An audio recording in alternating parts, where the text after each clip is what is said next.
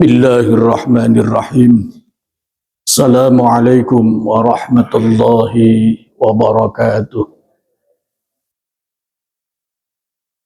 Alhamdulillahilladzi anzala al-Qur'ana hudan lil muttaqin wa arsala rasulahu rahmatan lil alamin. Assalatu wassalamu ala sayyidina wa maulana Muhammadin sallallahu alaihi wasallam wa ala alihi wa ashabihi wa man ittaba'ahu ila yaumiddin. Allahumma rzuqna fahman nabiyyin wa khifdhal mursalin wa ilhamal malaikatil muqarrabin. Majelis Baitul Mukmin yang saya hormati, yang Allah muliakan,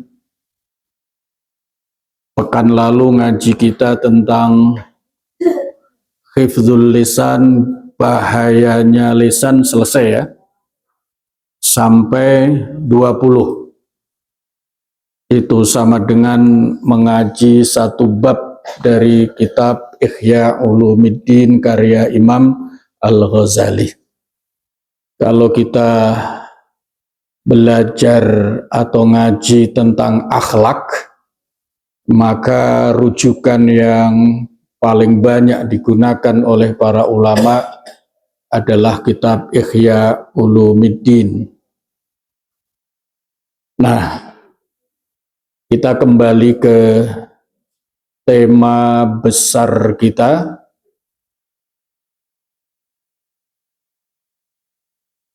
tentang a'malul qulub, amal-amal kolbu. Yang paling pokok ada 3.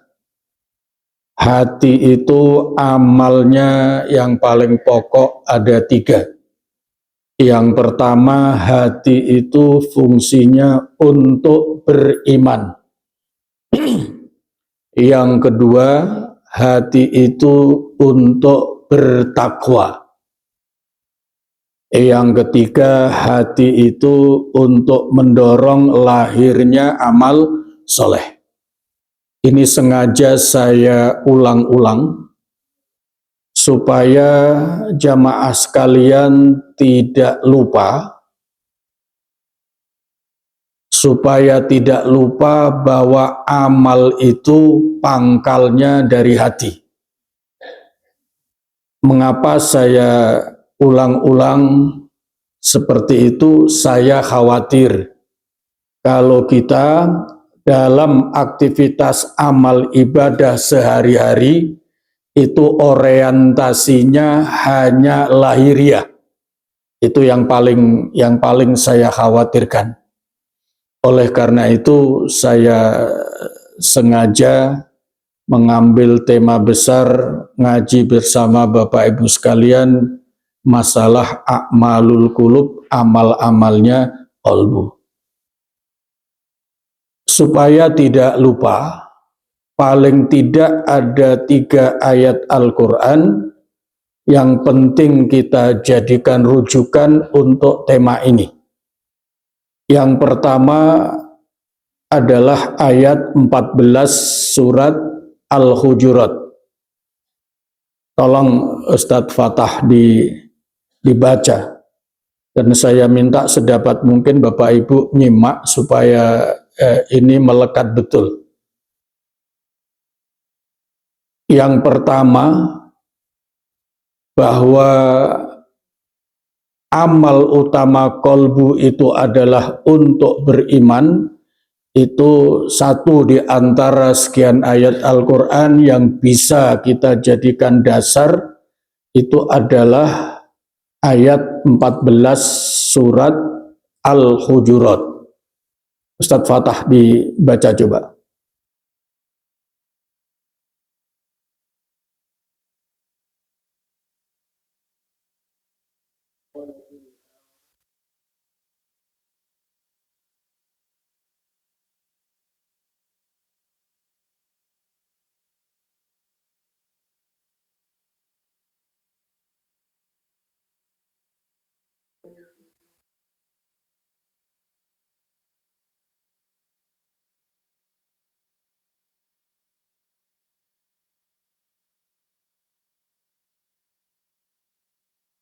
Ya, terjemahnya qalatil a'rabu amanna. Orang-orang Arab menyatakan amanna, kami beriman. Nah, kenapa mereka menyatakan kami beriman? Karena mereka sudah pernah bersyahadat. Dikiranya kalau syahadat itu sudah diucapkan, otomatis itu beriman. Tapi ternyata tidak. Buktinya apa? Turun wahyu Allah. Lanjut, Ustaz Wata. Terjemahnya.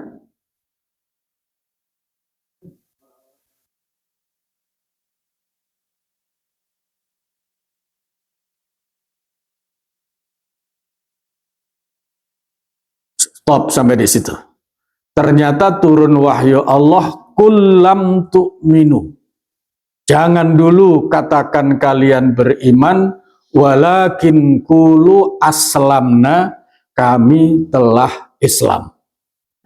Nah, penggalan ayat ini menunjukkan bahwa bersyahadat itu belum otomatis sebagai mukmin walaupun sudah muslim. Kenapa demikian? Nah, lanjutannya, walamma yadkhulil imanu fi qulubikum. Karena iman belum masuk ke dalam hatimu.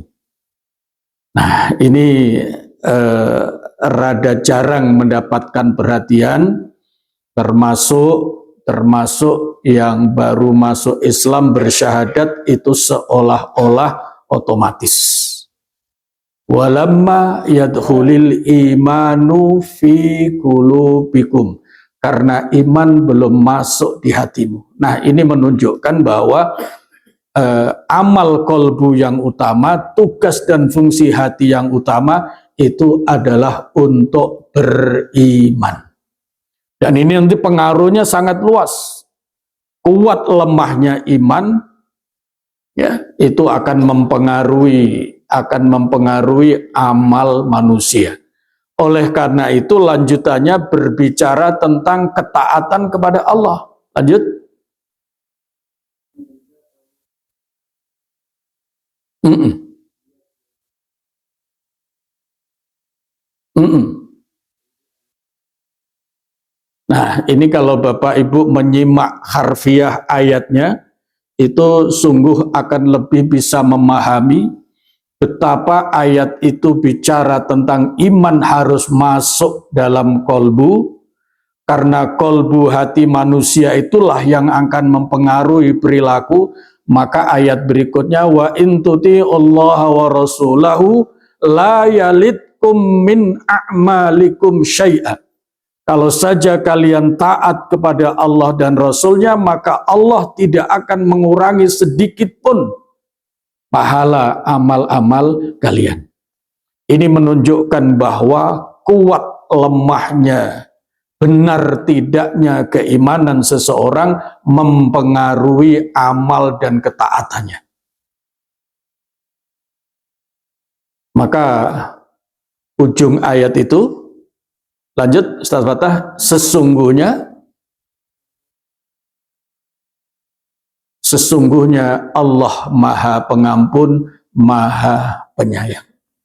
Itu ayat 14 surat Al-Hujurat yang memberikan petunjuk bahwa hati, kolbu, itu tugas fungsi utamanya yang paling pokok adalah untuk beriman, dan keimanan hati itulah yang akan mempengaruhi amal manusia. Ya, amal manusia. Ini saya jadi ingat. Coba Ustadz Fatah baca ayat terakhir yang dibaca dalam sholat tadi.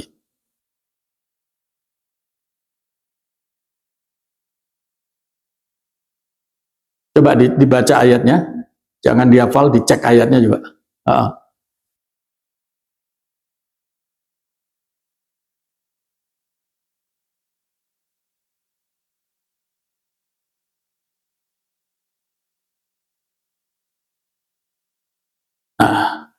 bima kanu ya'malun.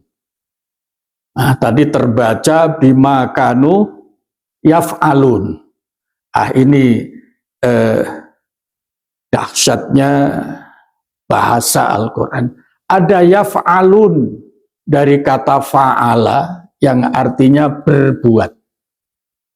Kalau ya'malun dari kata amila yang artinya beramal. Nah, apa bedanya berbuat sama beramal? Maka harfiahnya bisa sama.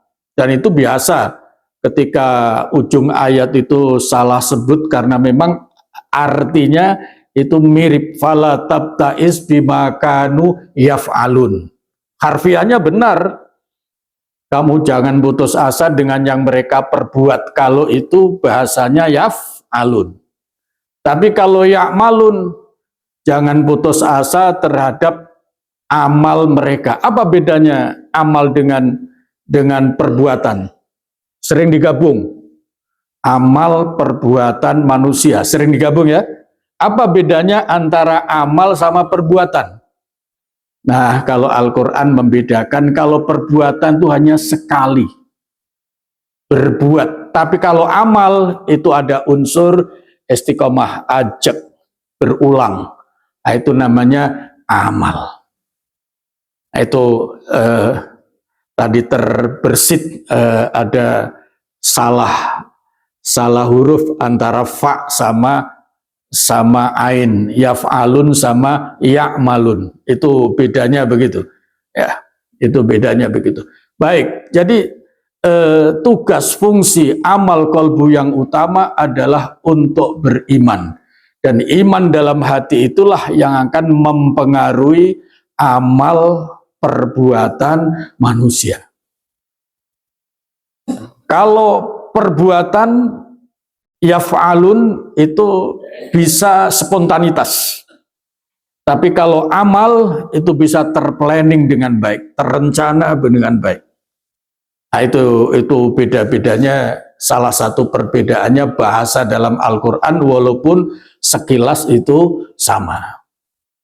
Nah, nanti kalau Fatah kuliahnya sudah sampai kepada fiqhul lughah, fikih bahasa yang begitu-begitu itu akan lebih didalami sehingga tidak sembarangan dalam mengartikan ayat-ayat Al-Quran. Yang kedua, fungsi tugas utama qalbu adalah untuk bertakwa. Nah, ini seringkali takwa memang sering diartikan takwa adalah menjalankan semua perintah, menjauhi larangan. Itu definisi resmi dari takwa. Tapi sesungguhnya, kapan seseorang itu mau melakukan perintah, siap menahan diri dari larangan, itu semua akan berpangkal dari hati. Karena mau melakukan perintah, siap menahan diri dari larangan, itu pertama munculnya pasti dari hati. Nah, oleh karena itu ada dalam Al-Quran, ulaikal ladzina imtahanallahu qulubahum littaqwa. Kembali ke surat Al-Hujurat, ayat berapa itu? 4 apa 5? Innal ladzina yahudduna aswatahum inda rasulillahi ulaikal ladzina imtahanallahu qulubahum littaqwa. Coba diulang Ustaz Fatah.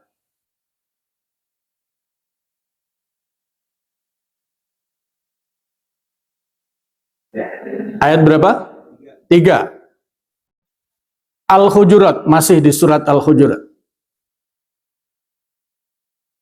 Ayat 3 ya. Baik. Coba dibaca.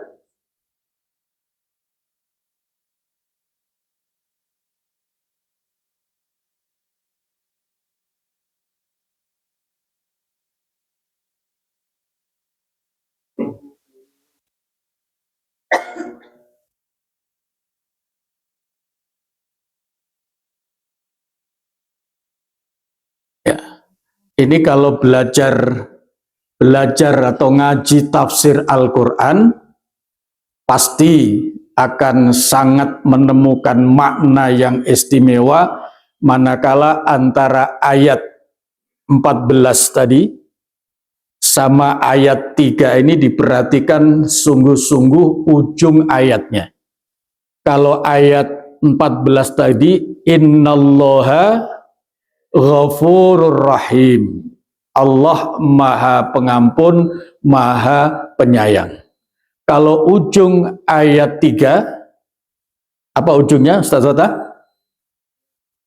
Lahum maghfiratun wa ajrun azim. Padahal ayat ini tidak menggambarkan sebuah aktivitas. Coba dibaca terjemahnya.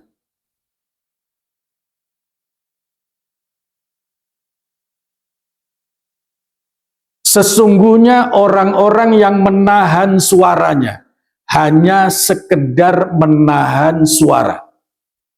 Begitu. Yang tadinya lantang kemudian direndahkan sedikit suaranya. Innallazina yaghudduna aswatahum inda Rasulillah. Lanjut diulang terjemahnya.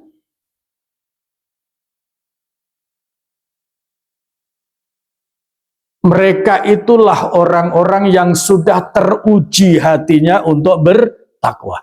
Jadi ini bercerita, ayat ini berkaitan tentang akhlaknya para sahabat di depan Rasulullah Sallallahu Alaihi Wasallam. Mereka dilarang meninggikan suaranya. Nah, sekedar apakah mau tinggi suaranya atau direndahkan, itu yang mengendalikan adalah hati.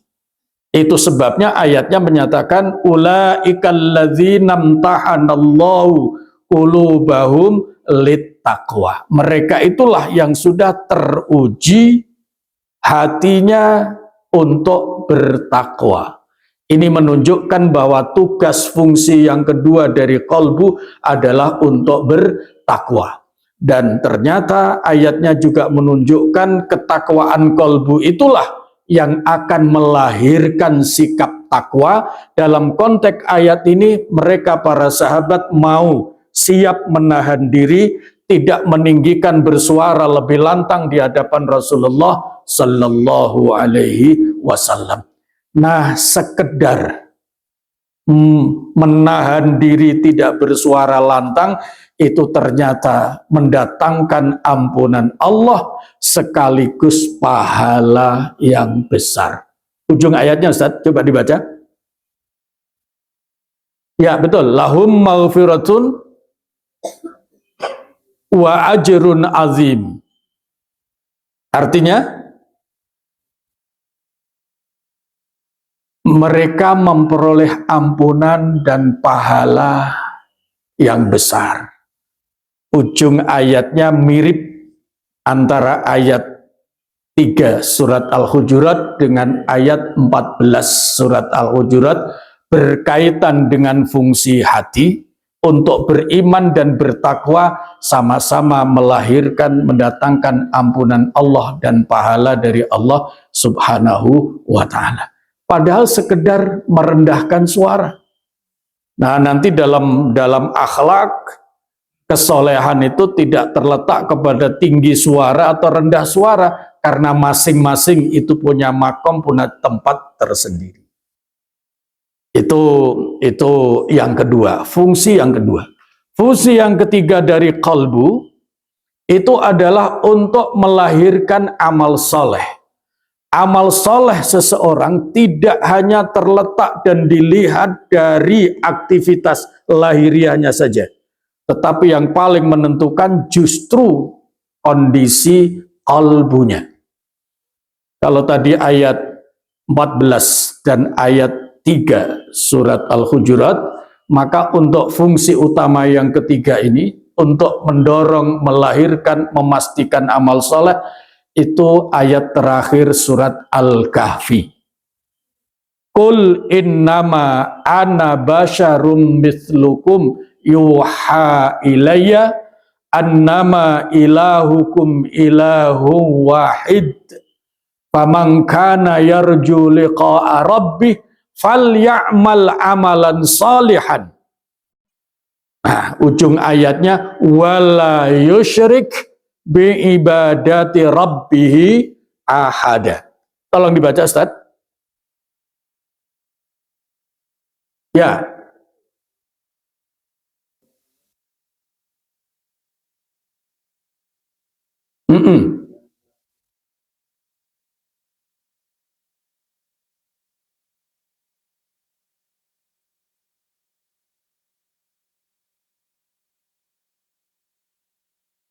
Hendaknya falyamal amalan salihan. Hendaknya dia melaksanakan beramal soleh. Nah, salah satu syarat menentukan, bahkan syarat diterimanya sebuah amal itu amal soleh, manakala tidak ada syirik di dalamnya. Maka ujung ayat, lanjut. Dan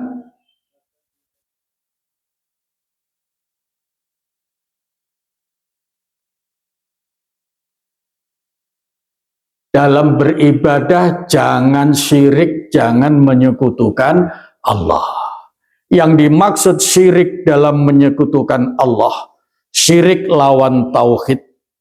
Ya. Yang dimaksud menyekutukan Allah, syirik dalam beribadah, itu adalah riya. Lawan kata ikhlas. Riya dan ikhlas itu pekerjaan hati. Fisiknya bisa sholat seperti biasanya, tapi yang namanya ikhlas tidak ikhlas manusia tidak ada yang tahu. Itu semata-mata yang tahu hanya Allah Subhanahu wa ta'ala, dan itu pekerjaan hati. Oleh karena itu, dari 3 ayat itulah, ayat 14 surat Al-Hujurat, ayat 3 surat Al-Hujurat, dan ayat terakhir surat Al-Kahfi, kita mendapatkan petunjuk sangat penting, sangat berharga, sangat istimewa dalam Al-Quran, bahwa amal kolbu, tugas fungsi hati yang utama ada 3. 1 untuk beriman, yang kedua untuk bertakwa, dan yang ketiga adalah untuk melahirkan amal soleh. Nah, mulai hari ini, saat ini saya mau mengajak ibu-ibu, bapak-bapak sekalian, berbicara tentang qawaid, jadi kaedah-kaedah amal kolbu. Ya. Qawaidu a'malil qulub, kaedah-kaedah amal kolbu. Tapi saya mau klarifikasi dulu. Bapak Ibu sudah pernah ngaji kaedah-kaedah amal kolbu ini? Sudah apa belum? Kalau sudah saya tidak perlu mengulang. Belum ya? Baik. Ada 38 kaedah tentang hati. Ada 38 kaedah tentang hati. Yang pertama, ini yang paling penting. An Abi Hurairah, dari sahabat Abu Hurairah. Sahabat Abu Hurairah radhiyallahu an, beliau menyampaikan sabda Rasulullah sallallahu alaihi wasallam, anna Rasulullah sallallahu alaihi wasallam qala, ini kaidah yang pertama, innallaha. Bapak Ibu sudah sering mendengarkan ceramahnya, tetapi saya dibacakan hadisnya. Innallaha la yanzuru ila suwarikum. Allah tidak hanya melihat tampilan fisikmu, wa amwalikum, juga tidak hanya melihat dari gundukan tumpukan hartamu, walakin yanzuru ila qulubikum wa a'malikum. Tetapi Allah melihat juga hatimu dan amal-amal kalian. Ini hadis Rasulullah sallallahu alaihi wasallam, kaidah yang pertama tentang kolbu, bahwa kolbu itu adalah objek penglihatan, pengawasan, perhatian Allah Subhanahu wa ta'ala. Apa pentingnya ini kita ketahui? Pentingnya adalah sekali waktu, setiap saat kita beramal, hendaknya sadari betul Allah tidak hanya melihat aktivitas fisik amal kita, tapi juga Allah melihat hati kita. Nah, hati di situ yang paling penting tadi, yang paling penting dalam beramal jangan ada syirik, artinya riya. Oleh karena itu yang pertama dalam setiap melakukan sesuatu, di samping memperhatikan kaifiat tata cara lahiriah yang benar, juga hati harus sekaligus diajak sadar. Amal yang aku lakukan ini dilihat oleh Allah. Diterima tidaknya oleh Allah bukan karena benar salahnya secara aktivitas lahiriah, tapi juga dilihat ikhlas tidaknya dalam hati. Ini yang paling penting yang hendaknya senantiasa kita bawa serta dalam setiap amal. Redaksi yang lain itu ada dua redaksi ayat itu, innallaha la yanzuru ila ajsadikum. Kalau tadi tampilan fisik, kalau ini kalimatnya ajsad, jasad itu fisik, ya, lahiriah. Wala ila suwarikum walakin yanzuru ila qulubikum. Bahkan Nabi ketika bersabda dengan seperti ini, beliau menyatakan pakai tangannya begini, walakin yanzuru ila qulubikum.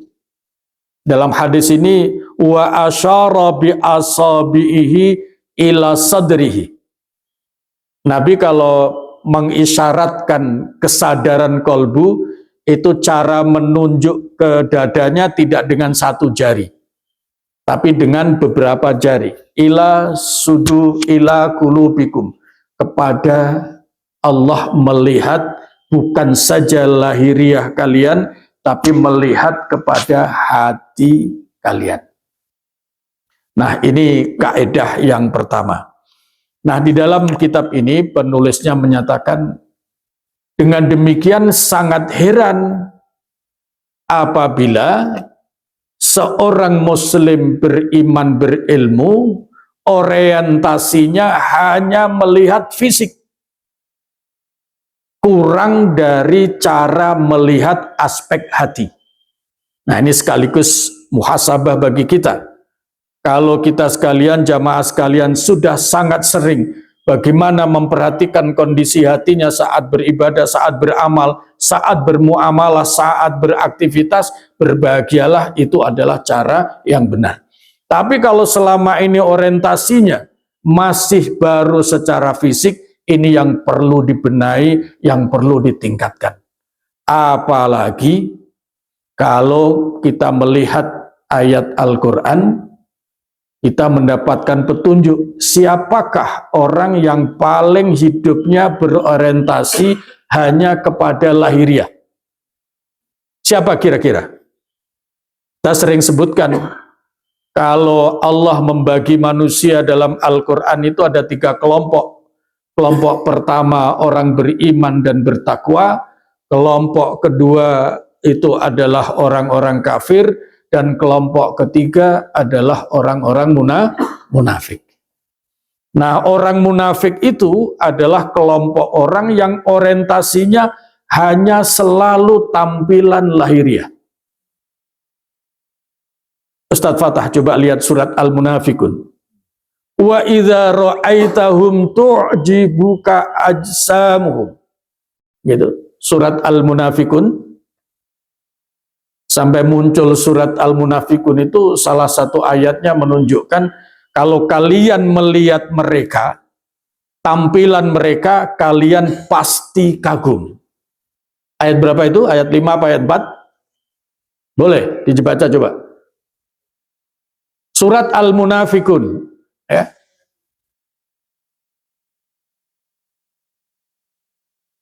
Wa idza ra'aitahum tu'jibuka ajsamuhum.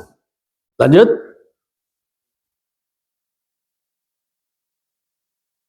Wa iyaqulu tasma' liqaulihim.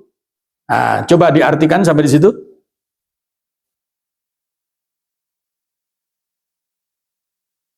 Ketika kalian melihat mereka, orang-orang munafik, tampilan-tampilan mereka sangat mengagumkan kalian. Lanjutannya,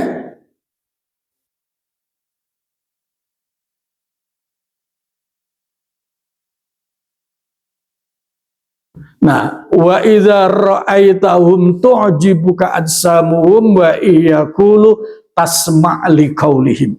Kalau kalian melihat penampilan orang-orang munafik itu pasti kagum, dan kalau kalian mendengarkan tutur kata retorika mereka, kalian pasti terpukau, sangat ingin mendengarkan. Nah, ini salah satu sifat perilakunya, karakternya orang-orang munafik, selalu menampilkan aspek fisik, tutur kata maupun gestur tubuhnya. Itu menarik perhatian. Tapi hatinya mereka seperti apa? Nah, dinyatakan di dalam Al-Quran, fi qulubihim maradun. Di dalam hati mereka itu ada penyakit. Ayat 10 surat Al-Baqarah. Nah, ini menunjukkan bahwa pesan yang paling penting dari Al-Quran dalam konteks ini kepada orang-orang beriman, jangan seperti orang-orang munafik. Apa itu cirinya? Cirinya orang munafik itu hanya menampilkan fisik belaka, tidak peduli, bahkan menyimpan keburukan-keburukan dalam hati. Nah, inilah yang paling penting, kaidah pertama tentang kolbu, tentang amal kolbu, bahwa hati itu objek penglihatan, penilaian Allah Subhanahu wa Ta'ala. Nah, kalau demikian, apa tugas yang harus dilakukan oleh orang-orang beriman dan berilmu? Kalau selama ini orientasinya sekedar amalia fisik, maka mulailah untuk lebih berorientasi kepada perhatian kolbu. Sebab apa? Amal fisik itu sekalipun hebatnya seperti apa, jika satu saja dalam hati ada ketidakikhlasan, ada sifat riya, itu sudah cukup untuk memporak-porandakan amal-amal soleh yang dilakukan. Itu kaidah yang pertama. Sampai di sini ada yang ingin bertanya? Ya, silakan.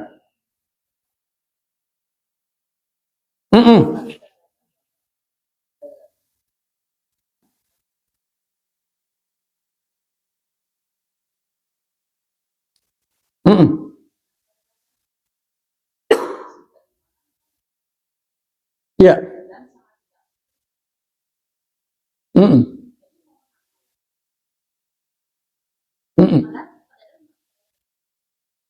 Ya. Ya.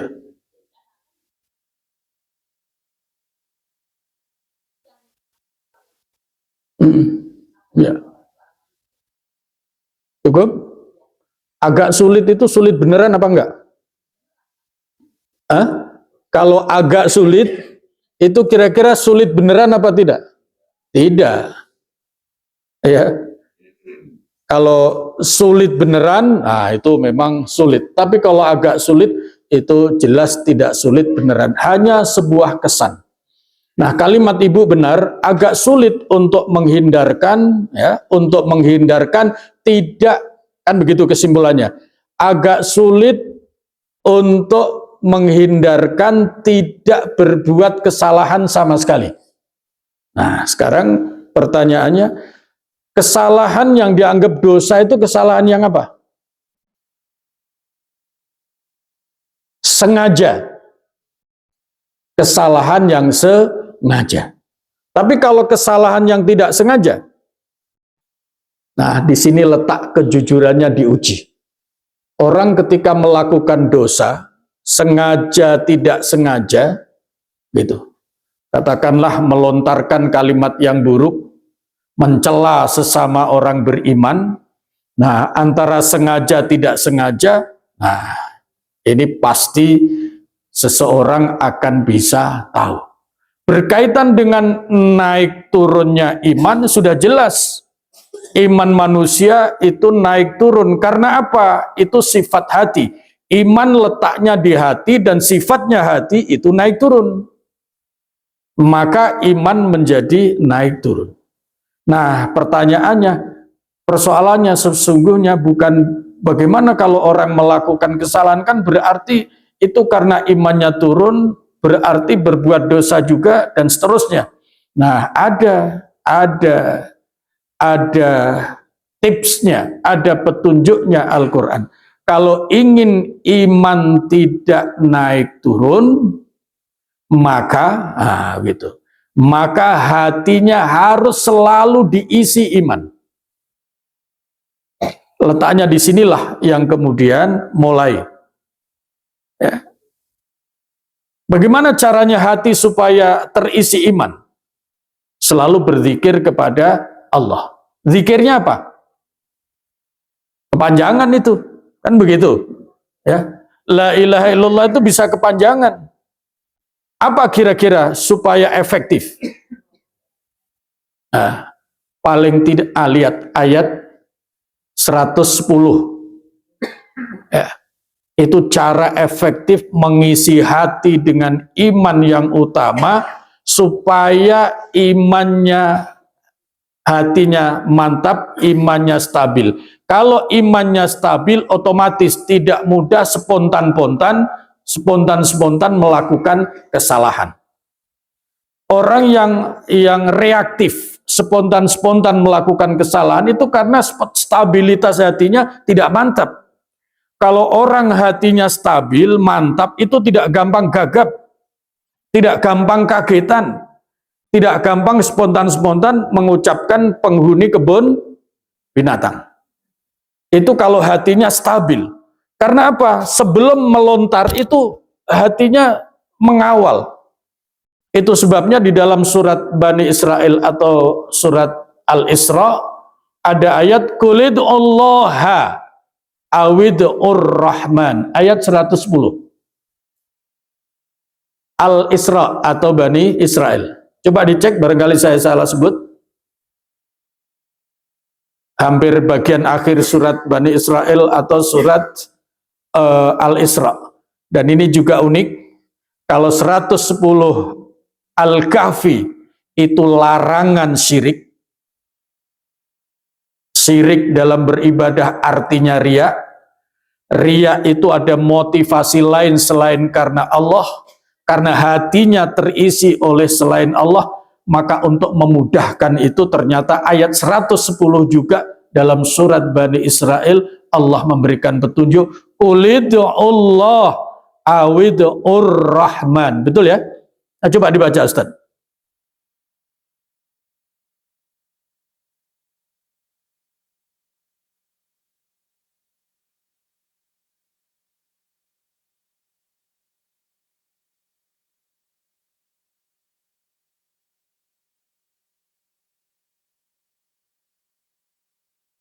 Coba dibaca terjemahnya bagian awal saja. Serulah, panggillah, sebutlah.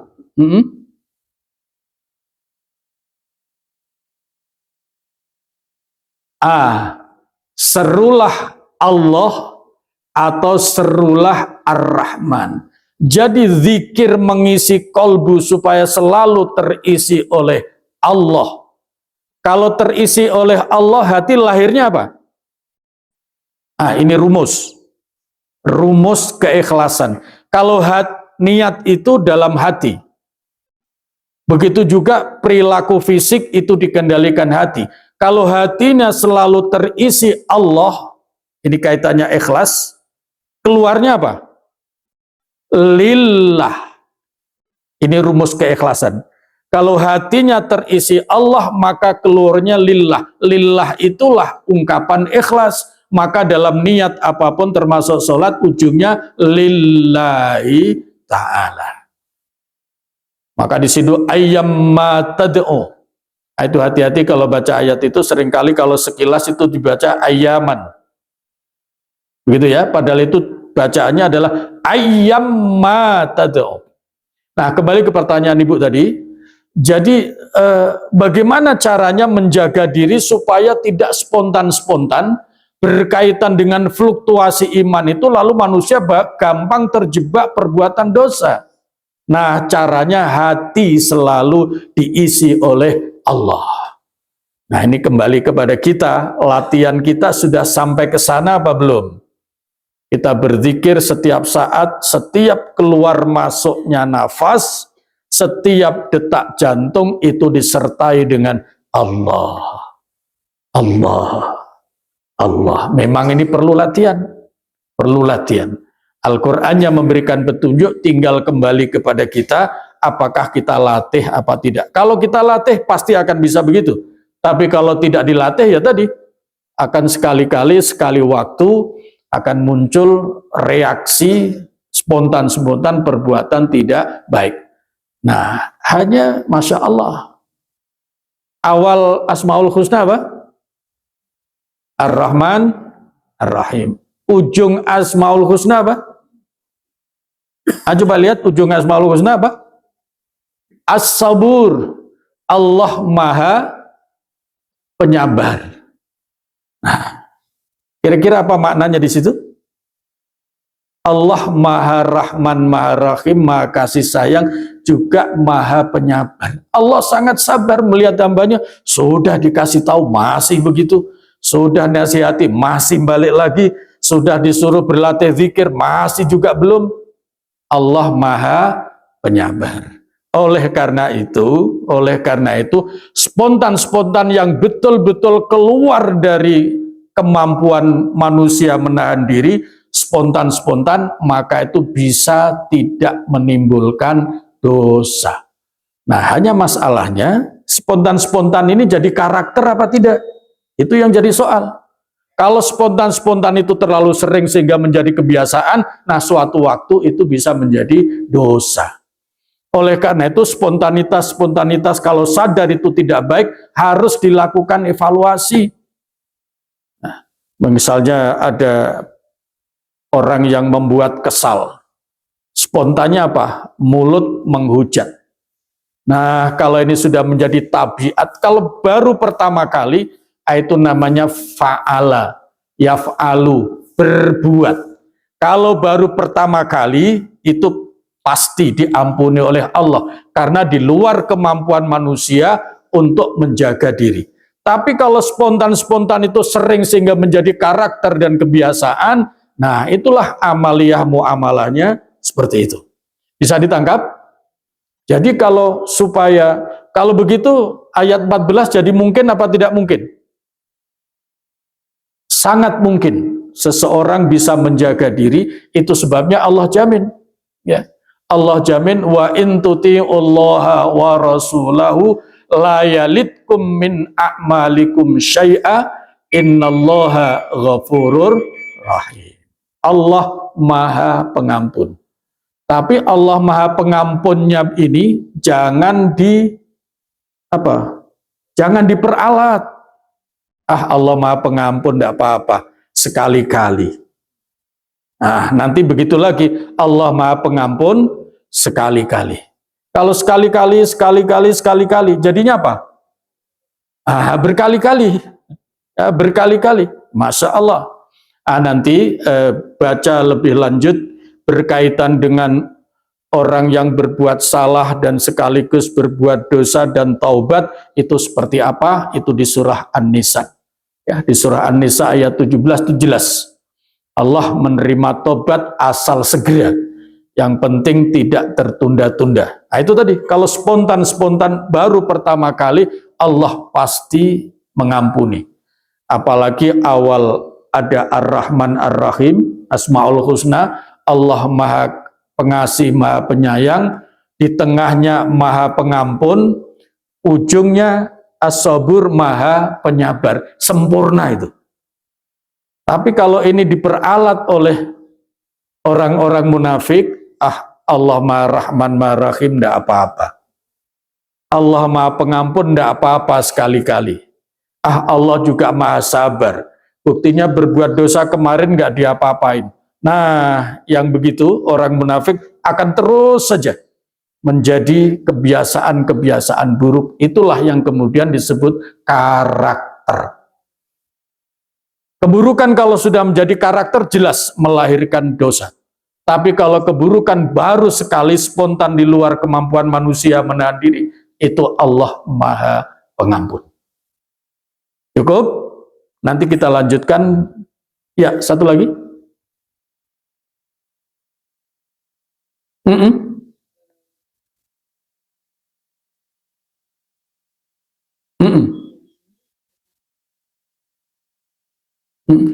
Cara Allah menguji hati manusia. Ulaikal ladzina imtahanallahu qulubahum littaqwa. Cara Allah menguji hati manusia adalah diberikan cobaan, diberikan ujian. Kadang-kadang itu berulang. Diberikan ini, diberikan itu, berulang. Salah satu contoh, nikmat Allah terhitung apa tidak? Tidak. Syukur kita terhitung apa tidak?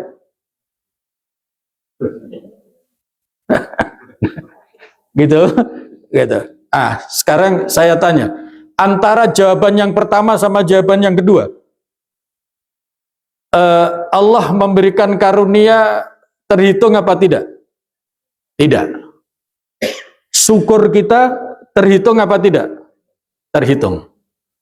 Maka dalam ayat Al-Quran, wa qalilum min ibadiyas syakur, sangat sedikit hamba-hambaku yang bersyukur.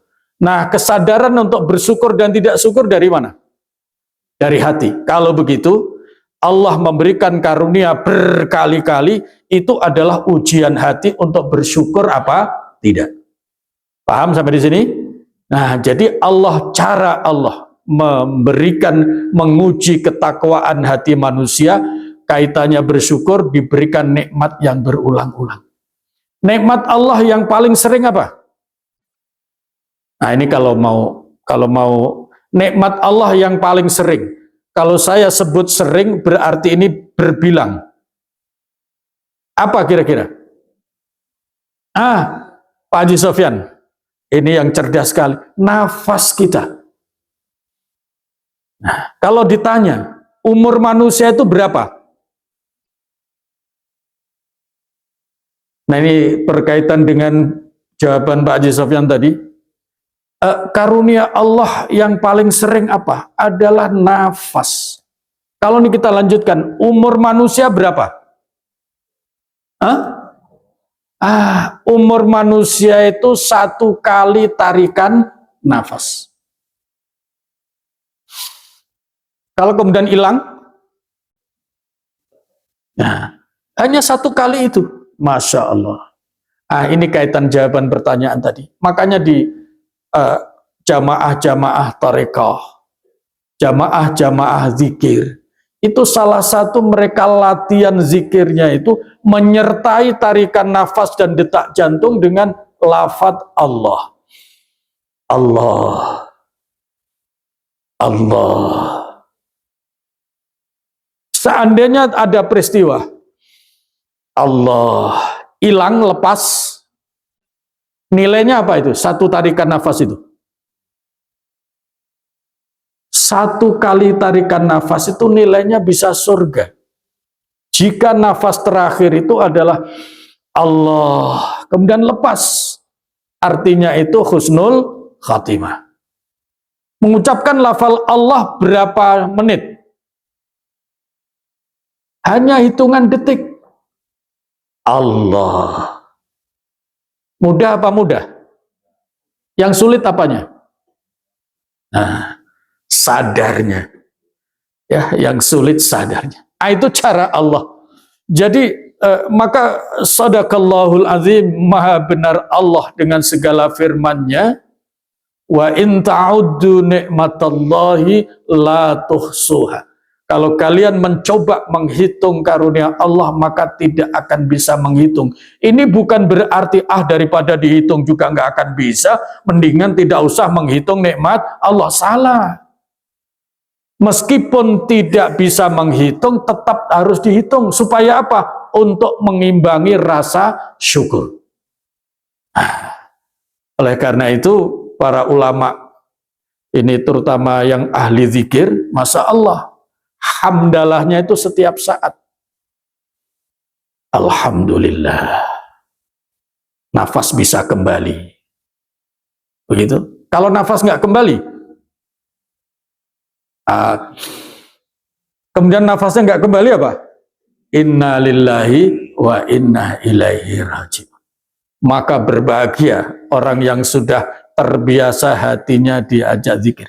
Kalau orang hatinya diajak zikir biasa begitu, dijamin tidak mudah lesannya itu spontan-spontan melakukan keburukan. Cukup, Bu Sri? Nah, jadi pertanyaan tadi, bagaimana cara Allah menguji keimanan hati, ketakwaan hati? Caranya adalah antara lain diberikan peristiwa-peristiwa yang berulang. Adakah peristiwa yang berulang itu menjadi pelajaran? Nah, salah satunya adalah rasa syukur. Baik secara tulisan, kesadaran maupun ilmu, kita sangat yakin nikmat Allah tidak terhitung. Tapi syukurnya manusia sangat terbatas. Salah satunya contoh tadi, hamdalah sebagai ucapan syukur belum sesering tarikan nafas kita setiap saat. Terakhir, ada yang barangkali sangat teliti jamaah ini, ada yang pernah menghitung satu hari satu malam 24 jam berapa kali bernafas?